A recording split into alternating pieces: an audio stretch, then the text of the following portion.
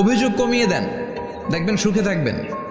এইটা নাই, ওইটা নাই, এইটা পাই নাই, ওইটা পাই নাই, জীবনে এইটা হই নাই রে, ওইটা পাইলাম না রে, এরকম অভিযোগ করে দেদারসে অনেক এরকম লোক আছে না নাই?